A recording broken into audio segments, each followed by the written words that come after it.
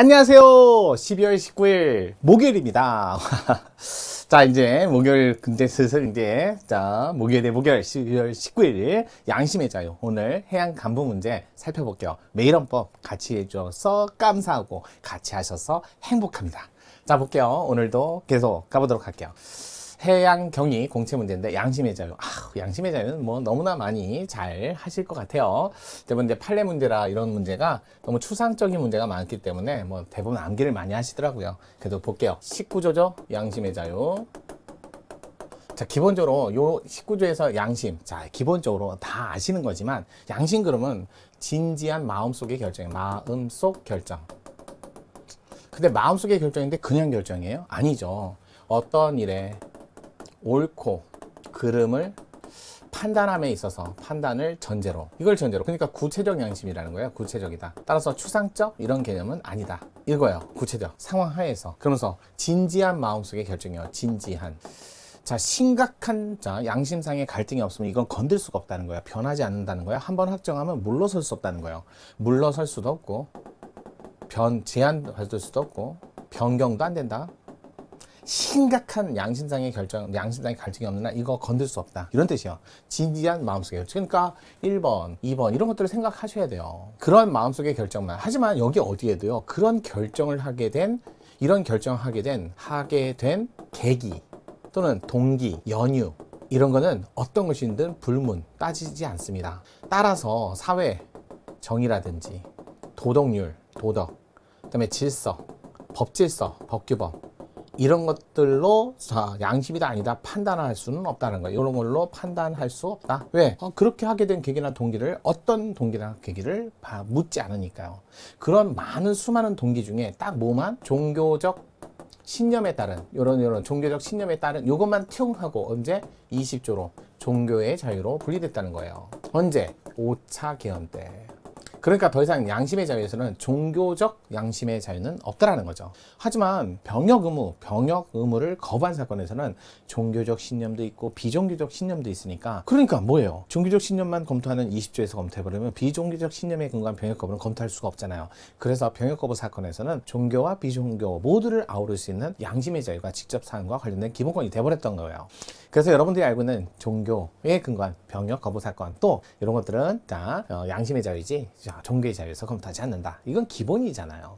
그래서 이런 양심의 자유를 검토하게 된 거는 내 마음속에 머물러 있을 때는 마음속 결정이니까요. 결정이 마음속에 머물러 있을 때는 양심 형성의 자유로서 절대적 기본권이다. 그러니까 이거를 강제로 외부로 끄집어내는 거 된다 안 된다? 추진은 금지죠. 그러면 국가가 강제로 표현해라 그래서 강제하면 이거는 나는 하지 않겠다. 뭐예요? 부작위를 함으로써 보호될 수 있는 양심의 자유. 이걸 대상으로 할 때 추지금지 이런 말을 하는 거예요. 근데 내가 스스로 마음속의 결정을 외부에 표현했다. 실현했다. 이렇게 되면 이건 스스로잖아. 스스로. 외부에 표현했다. 실현했다. 그러면 이거는 상대적 기본권. 그러면 내가 알아서 자유롭게 표현할 수 있어야지. 난 표현하지 않을 걸 부작위고, 이거는 표현했다. 자기에 의한 양심의 자유. 이렇게 나와야죠. 그러면 여러분들이 알고 있는 병역 의무 부과는 뭐예요? 내가 하지 않겠다. 내 스스로 결정하고자 하는 내가 하겠다가 아니라 하지 않겠다. 그러니까 병역 의무는 이쪽의 문제였어요. 의무 사건은. 내가 안 하겠다는데 왜 자꾸 강제를 해서 하게 만드냐 이거죠. 부작위한 양심 실현의 자유 또는 양심의 자유 문제였고요. 자기한 양심의 자유하고는 조금 다른 개념입니다. 이거 이제 구분하실 수 있으면 참 기본적으로 좀 업그레이드 되는 거죠. 그래서 만약에 내가 표현을 했다. 근데 그 표현이 만약에 다른 어떠한 국가적 법익 또는 국가적 가치, 헌법적 가치하고 충돌하는 일이 발생하면 그럴 때는 둘 중에 어느 걸 물러설 수 없는 거죠. 그럴 때 왜? 양심은 물러설 수도 없고 제한받을 수 없으니까요. 그럴 땐 대안식 해결을 통해서 둘 다 모두 보장할 수 있는 대체복 문제를 국가가 마련할 의무가 있다 이런 뜻이죠.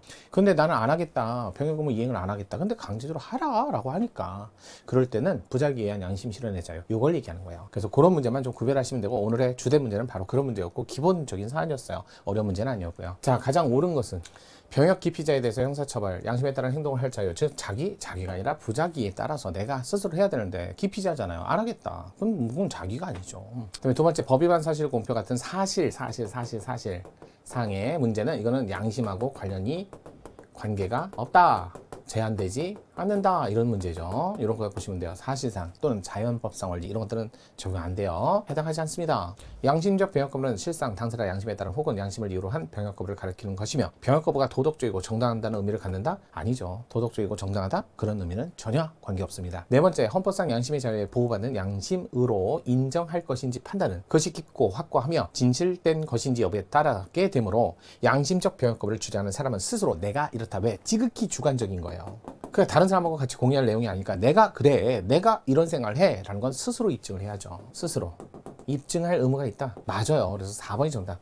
요즘에 많이 나왔던 정답 지문에 해당됩니다. 그래서 양심에 관한 기본적인 내용하고 그다음에 양심에 관한 어떻게 설명하는 그런 내용적인 면에 관해서만 시험 문제 나온 것 같아요. 구제는 판례, 뭐 적어도 양심적 병역거부 사건하고 자 기본적으로 준법 소약서는 양심하고 관계없는 법 위반 사실의 공표라든지 이런 것들은 다 지워두시고요. 그다음에 최근은 아니죠. 그다음에 연말정산 간소화 사건, 명시적 강제하는 규정이 없더라도 사실상 간접적 강제, 그렇다면 양심의 자유를 검토하겠다. 이렇게 정리하시면 좋을 것 같습니다. 자, 오늘도 봤으니까 내일도, 금요일도, 주말에는 통치우정 같이 가야죠.